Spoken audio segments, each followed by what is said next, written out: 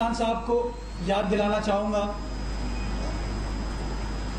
कि आपने दो नहीं एक पाकिस्तान का वादा किया था। तो ऐसा क्यों है कि आपके इक़्तिदार में आने के बाद आपके जो अक़वाल थे, आपके जो मुतालबात थे वो तब्दील हो गए हैं। मुझे बताया गया है, जो मैंने अभी रिसर्च की आज सुबह, कि 2018 से लेकर अब तक कितने हो गए एग्जैक्ट 12 ऐसे इंसिडेंट्स, ट्रेन हादसा इनके दौरे हुकूमत में हुए हैं 12। और एक बार भी इन्होंने अपनी हुकूमत के तहत चलने वाली रेलवेज के हवाले से कोई वो डिमांड नहीं की या वो फैसला नहीं किया जिसके बारे में माजी में वो ऐलानात करते थे। हाँ, वजीर रेलवे तब्दील कर दिया उन्होंने, शेख रशीद साहब को प्रमोट करके वजीर दाखिला बना दिया और अब आदम स्वाति साहब को वजीर रेलवे बना दिया। लेकिन इन 12 अनफॉर्चुनेट इंसिडेंट्स होने के बावजूद मेरे कप्तान ने कोई कार्रवाई अपनी हुकूमत के तहत, अपने हुकूमत के मातहत चलने वाले रेलवेज डिपार्टमेंट के हवाले से नहीं की। और यह है वो दोहरा मयार जो कि खान साहब दूसरों के लिए कुछ और अपनाते हैं और अपनों के लिए कुछ और अपनाते हैं। और आज उस दोहरे मयार की निशानदही मैं आज की प्रेस कॉन्फ्रेंस में करना चाहूंगा कि पाकिस्तान में एक नहीं दो पाकिस्तान चल रहे हैं। इस मदीने की रियासत में इमरान खान साहब की हुकूमत में एक पाकिस्तान वो है जो कि पीटीआई का पाकिस्तान है। एक पाकिस्तान वो है जहां पे पीटीआई उसके इत्तेहादियों की हुकूमत है, और दूसरा पाकिस्तान सूबाई सिंध में है, क्योंकि सूबाई सिंध की आवाम ने बार बार तहरीक इंसाफ और उसके इत्तेहादियों को रिजेक्ट किया है, बार बार। और मुझे अफसोस के साथ कहना पड़ता है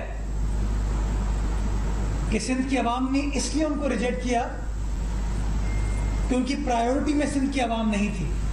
बजाय इसके अपने काम से तस्हीह करते, अब बेहतरी करते कि सिंध की आवाम कुछ देख पाती कि पीटीआई कुछ रखती है अपने दिल में सिंध की आवाम के लिए। इन्होंने अपने काम से पिछले 2.5 साल में साबित किया है कि इनकी कोई दिलचस्पी सूबाई सिंध की आवाम से नहीं है। मैं हमेशा कोशिश करता हूं कि हकाइक पर मबनी बात करूं, वो बात करूं जो कि डॉक्यूमेंटेड हो। और आप सबको पता है कि हुकूमतों की जो इंटरेक्शन होती है वो डॉक्यूमेंटेड होती है, वो ज़बान खर्ची नहीं होती। आप कॉरेस्पॉन्ड जब करते हैं वफाकी हुकूमत से या सूबे से तो लिखत में करते हैं। और अब की बार जब बजट प्रिपरेशन के डॉक्यूमेंट्स सिंध गवर्नमेंट के पास आए और public sector development portfolio PSDP जो कि वफाकी हुकूमत का डेवलपमेंट प्रोग्राम है, उसकी तफसीलात सिंध हुकूमत के पास आई, तो सिंध हुकूमत ने मुनासिब ये समझा कि अपना प्रोटेस्ट रजिस्टर कराए और वो प्रोटेस्ट इन राइटिंग कराए, तमाम शवाहिद के साथ, तमाम दलाइल के साथ रिकॉर्ड कराएं, ताकि शायद वज़ीर आज़म को इन चीज़ों को ना पता हो, उनको ना बताया उनके लोगों ने, तो वज़ीर आज़म को ये चीज़ें पता चल सकें। वज़ीर आला सिंध ने 5 जून को इस हवाले से ये ख़त इरसाल किया वज़ीर आज़म पाकिस्तान इमरान खान साहब, और PSDP के 6 सेक्टर्स को आइडेंटिफाई किया गया इसके अंदर कि किस तरीके से गैर मुनसिफाना अंदाज से PSDP फंड्स को मुख्तस किया गया है और सिंध को नज़रअंदाज किया गया है, तमाम शवाहिद के साथ, डिटेल्स के साथ, इस उम्मीद के साथ कि वज़ीर आज़म नज़रसानी करेंगे और नज़रसानी करने के बाद आइन के मुताबिक इस मामले को रिजॉल्व करेंगे।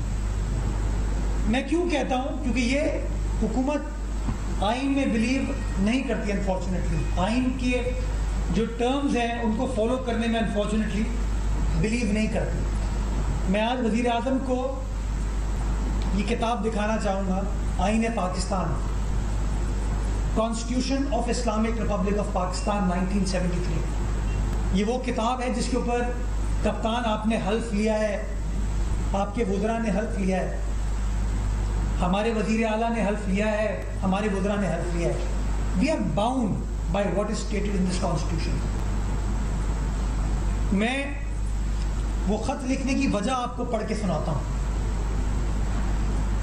कि NEC article 156 sub article 2, the national economic council shall review the overall economic condition of the country and shall, for advising federal government and the provincial governments, formulate plans in respect of financial, commercial, social and economic policies.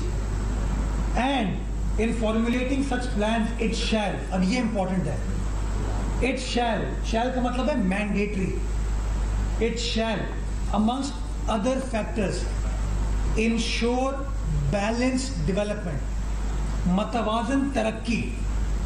कौन कह रहे हैं? आईन Pakistan. Balance development and regional equity, यानी कि मतवाजन तरक्की और इक्विटेबल, मुनसिफाना तरीकेकार से। And shall be guided by the principle set out in chapter 2 of part 2। जब वज़ीर आला सिंध ने देखा कि PHDP को मुनसिफाना अंदाज से नहीं बनाया गया है, बैलेंस तरीके से नहीं बनाया गया है, तो इसलिए वज़ीर आला सिंध ने ये ख़त वज़ीर आज़म को अरसाल किया, इस उम्मीद के साथ कि सूबाई सिंध पाकिस्तान का 70% रेवेन्यू जनरेट करता है, 70% रेवेन्यू जनरेट करता है। तो उसी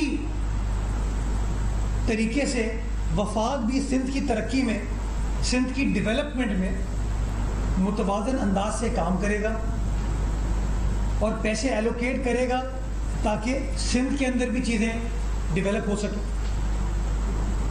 बदकिस्मती के साथ कि वफाकी हुकूमत इस चीज़ के ऊपर नज़रसानी करती, वज़ीर आज़म नज़रसानी करते। कल असद उमर साहब एक TV चैनल पर आए और उन्होंने कहा जी सब गलत है। जब एंकर ने उनसे सवाल पूछा कि जी कुछ दे दें आप तफसीलात के, तो वो मेरे पास नहीं है। ये बदकिस्मती इस मुल्क की कि मुल्क का मनसूबाबंदी का वजीर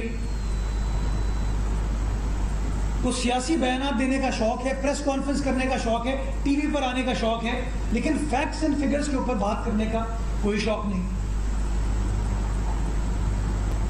कहते जी मैं कल तमाम चीज़ें क्लियर कर दूंगा NEC की मीटिंग में। तो अगर आपके पास हक़ाइक़ नहीं है तो फिर आप इस तरह का बयान नहीं देते। लेकिन अनफॉर्चुनेटली चूँकि पीपल्स पार्टी की हुकूमत है सिंध में, तहरीक इंसाफ की हुकूमत नहीं है, तो नहीं, नज़रअंदाज करना है। और आप पीपल्स पार्टी को नज़रअंदाज नहीं करें, आप सिंध की आवाम को नज़रअंदाज करें।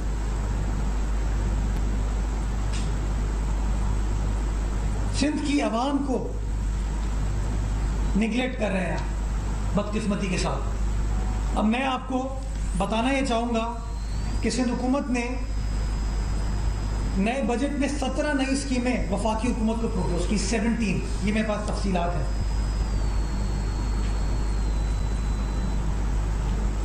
17, 170 नहीं, 50 नहीं, 17। बट प्रायोरिटी नहीं है उन लोगों की तो बात नहीं करते। अब मैं ज़रा आपको मैंने तफसीलात आप तमाम लोगों के साथ शेयर किए, कागजात मैंने आपको दिए हैं ताकि आप उन कागजात को पढ़ सकें और अपने अपने TV चैनल्स में, अपने अपने अखबारात में इन चीज़ों को नशर कर सकें ताकि एक आम आदमी को बताया जा सके। मैं सबसे पहले बात करना चाहूँगा कम्युनिकेशन डिवीज़न की। आए दिन लोग हाईवेज़ की बात करते हैं। कराची मुआशी हब है पाकिस्तान का। कराची लाहौर मोटरवे बनना था तो कराची से ऊपर जाना चाहिए था, लेकिन नहीं, प्रायोरिटी है कि ऊपर से नीचे आएगा।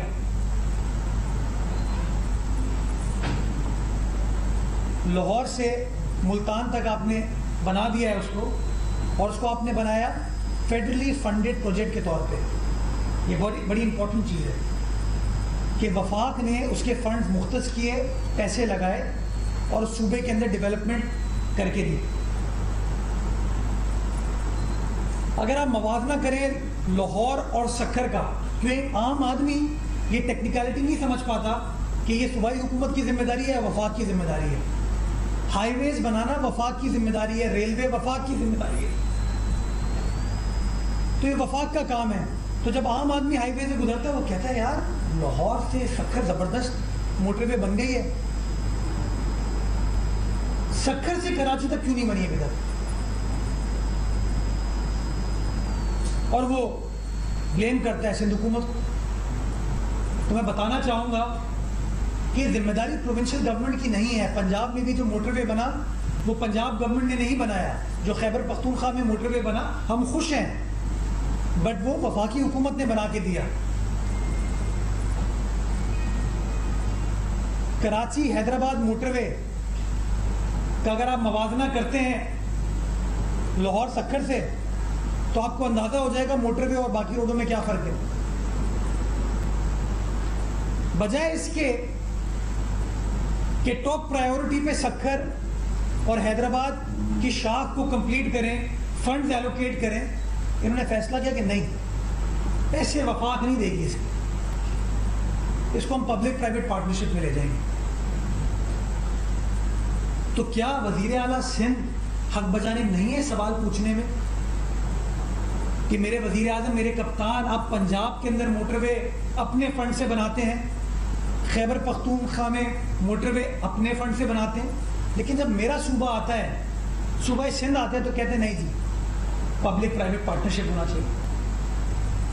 मैं कम्युनिकेशन डिवीजन की तफसीलात आपके सामने शेयर करना चाहूँगा कि सूबा पंजाब में 25 स्कीमें हैं PSDP में, 25, और ये मैं आपको बताऊँ कि अब रिवाइज करके इन्होंने किया है, और 25 स्कीमों का जो एलोकेशन रखी जा रही है वो 44 अरब रुपए है, 44 बिलियन रुपीस।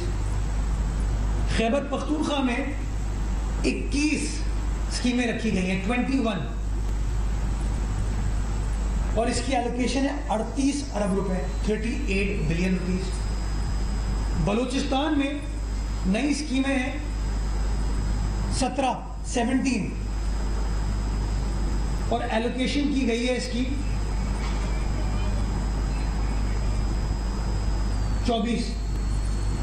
सूबाई सिंध में टोटल स्कीमें 6, 25, 21, 17 और 6। ये वो सूबा है जो 70% रेवेन्यू कमा के देता है। क्या आर्टिकल 156 के तहत ये रैशनल डिस्ट्रीब्यूशन है? ये बैलेंस्ड डिस्ट्रीब्यूशन है? कल जब सहाफ़ी ने सवाल पूछा असद उमर साहब से कि आप पब्लिक प्राइवेट पार्टनरशिप में बना रहे हैं, तो कहते नहीं जी, हम उसके अंदर VGF दे रहे हैं, वायबिलिटी गैप फंड कहते हैं उसको, टेक्निकल टर्म यूज कर लिया उन्होंने, 7 अरब रुपए का हम दे रहे हैं।